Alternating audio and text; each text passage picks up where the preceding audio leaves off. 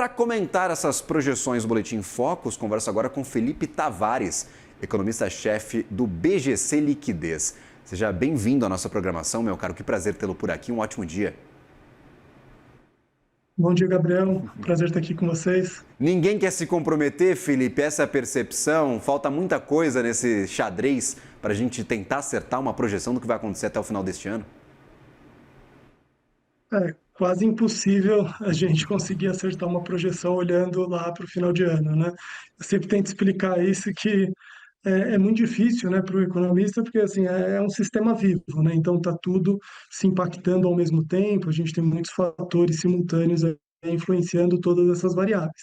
Hoje o que a gente vê com o cenário é que a incerteza está muito alta, por isso que é difícil prever o que vai acontecer até o final do ano, mas se mantiver esse nível de incerteza e esse nível de confusão no cenário internacional, a gente tem um cenário um pouco mais difícil para esse ano, né? Então o dólar deve fechar um patamar acima do que era esperado há 2 semanas atrás, né? A gente estava falando de um dólar de 5,20 há 2, 3 semanas atrás, e agora a gente já está falando de 5,40, talvez, e sem muita certeza.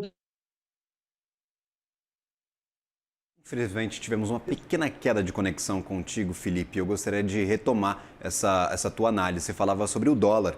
O dólar estava cerca de R$ 5,20 há algumas semanas. Eu estou pegando as projeções agora. O que está acontecendo com a moeda dos Estados Unidos em tempo real? Temos o dólar ainda bem forte nas negociações, R$ 5,25. Agora o mercado está enxergando ainda até mais alta para este dólar no final do ano. Isso tem impacto inflacionário, né, Felipe?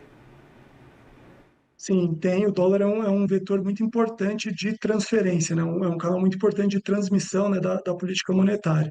Então, assim, há 2, 3 semanas atrás, a gente estava falando de um dólar de 5,20, né? Agora a gente já está falando de um dólar de 5,40 e com um certo receio para onde que toda essa incerteza e confusão internacional pode levar o dólar, né?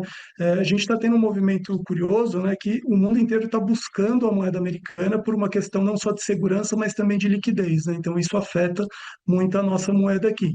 E dado isso, você tem uma pressão sobre inflação, né? Combustíveis, todos os bens que são importáveis, né? Importados, alguns itens da mesa, da parte dali da cesta de consumo alimentar dos brasileiros, né? Então o dólar afeta isso tudo. E tem um ponto que contribui tanto para a alta do dólar quanto para outros vetores ali de inflação, que é o próprio petróleo, né? Então o petróleo ontem bateu quase US$ 120, era algo que a gente não tinha aí nos últimos 3 anos, 4 anos sendo alcançado, né? Então, com a pressão sobre o petróleo, você aumenta a pressão sobre combustíveis e isso de novo bate na inflação.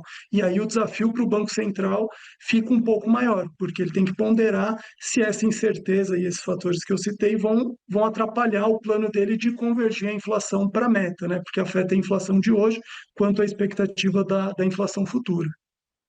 E quanto essa publicação do IPCA na sexta-feira pode mudar com as projeções? Na semana que vem teremos algo diferente para a composição deste Focus, ô Felipe? O IPCA é uma variável muito importante, né? Então, por exemplo, se o IPCA vem em linha com as expectativas de mercado, você não tem nenhum movimento significativo porque segue o que está no mapa. Porém, se o IPCA vem numa surpresa muito acima, como foi o IPCA 15, isso traz uma notícia negativa em termos de política monetária, porque a gente tem que recalibrar ali qual que é a atuação e a resposta do Banco Central para essa inflação mais pressionada, né? Então, com certeza, sexta-feira, a divulgação do IPCA vai ser um ponto-chave para calibrar toda essa discussão. Vale lembrar que só pelo efeito desse reposicionamento de dólar, de petróleo, combustíveis, né, e toda a incerteza que entra no radar, o mercado já rediscute qual que é o call qual que é a aposta para o corte aí agora da reunião de março, né? Antes estava completamente afastada a chance de um corte de 25 pontos, agora isso já entra no debate com mais presença e as pessoas começam a recalibrar qual que é o tamanho desse ciclo de cortes, né? Quanto que a gente pode chegar de Selic no final de 2026 e 2027, depois que seria o final do ciclo, né? Hoje a gente já vê no Focus, você tem um reposicionamento das expectativas, sair de 12, né, para 12,13, isso é algo que mostra que está todo mundo revisando e discutindo como que vai ser a dinâmica da política monetária nesse cenário de incerteza e de pressão. 12,13 não vai ser em nenhum momento os juros praticados no Brasil, porque o Banco Central costuma tomar decisões redondas.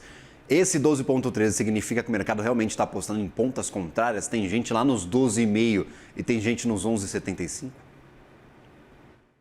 Quer dizer que tá todo mundo saindo de um patamar e indo para outro, né? Então, o que vale mais aqui observar é a tendência de alta, né? Então, você tem o pessoal se tornando um pouco mais cauteloso em relação à perspectiva da política monetária. Isso começa a aparecer na estimativa, né? Mas não necessariamente quer dizer que a gente vai ter 12,13, porque é de praxe, né? O Banco Central se movimentar em múltiplos de 5, né? 25, 50, 75 ou 100 pontos, né, seja nos momentos de alta ou de baixa, né? Mas acho que a mensagem aqui é de tendência e fica a mensagem de que tem um desafio grande pela frente e o cenário externo vai ser um ponto-chave aí da discussão e da decisão aí das próximas 2 semanas, né, pelo Banco Central. Trabalham com quanto? 50 pontos de queda neste mês? No próximo dia 18, a gente tem mais uma semana, vai. Quarta-feira que vem é super quarta, tem decisão nos Estados Unidos, tem decisão aqui. Por lá o pessoal já está até meio desiludido, jogando cortes para o ano que vem, só um corte neste ano. Para cá, BGC e liquidez, vocês estão trabalhando com alguma projeção? A nossa aposta para março é 25 pontos de corte. A gente está pesando mais a ponta da cautela que foi falada na última ata do Comitê de Política Monetária. E a gente acha que essa postura, né, e esse posicionamento do Banco Central muito cauteloso, muito conservador em relação a cumprimento da meta de inflação, ele vai imperar na próxima decisão. Acho que o Banco Central não vai ter o conforto de iniciar o ciclo com 50 pontos de corte, apesar de ter sinais, de ter motivos e de tecnicamente poder justificar de forma confortável 50 pontos. Mas a gente acha que o Banco Central vai pesar mais para o lado da cautela e aí ele inicia esse ciclo com 25 pontos. No ciclo inteiro, a gente vê que tem aí uma rediscussão grande, né, pela frente, mas para esse ano a gente está com 12,5, né, a gente passou de 12 para 12,5 recentemente, e no final de ciclo a gente está com 10,5 alinhado com focos, mas já também discutindo se não está mais perto para 11. Então, acho que o risco, aqui o balanço de riscos é a gente ter uma leve calibração diminuindo o tamanho desse ciclo até o final de 2027. De forma geral, para a atividade, semana passada a gente teve o PIB fechado de 2025, crescemos 2,3%, tivemos outros dados de atividade. A gente está caminhando mesmo para este 1,8% de crescimento em 2026. E o que pode mexer com essas expectativas, ô Felipe? Sim, a gente está caminhando para ter uma desaceleração expressiva da atividade, igual já foi 2025, né? Lembrando que a gente estava acima de 3, né, em 2024, então 25 já fechou bem esse ato. É natural que isso apareça mais esse ano.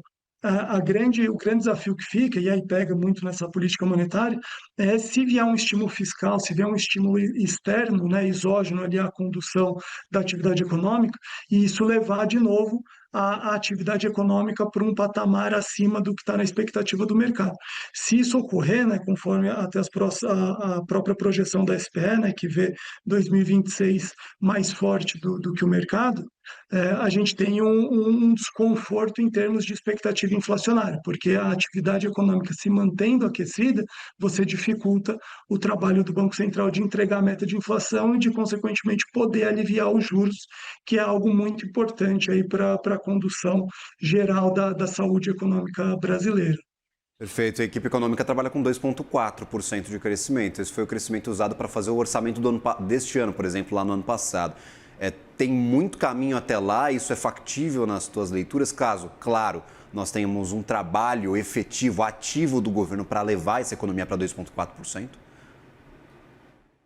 Para que 2,4 apareça, né, nos modelos ou no rol ali de possibilidades viáveis, você precisaria de uma interferência grande do Poder Executivo via uma política fiscal muito intensa. Você teria que ter muito estímulo na atividade, para que esses 2,4 se concretize, né?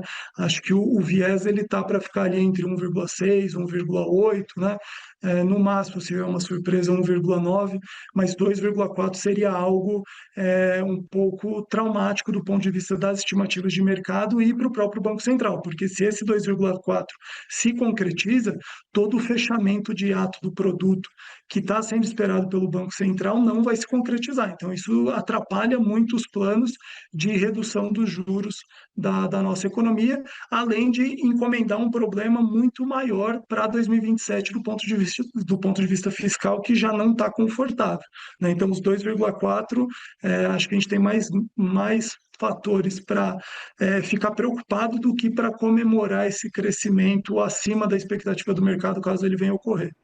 Felipe Tavares, economista-chefe da BGC Liquidez, sempre bem-vindo à nossa programação. Meu caro, um ótimo dia, uma boa semana a toda a equipe.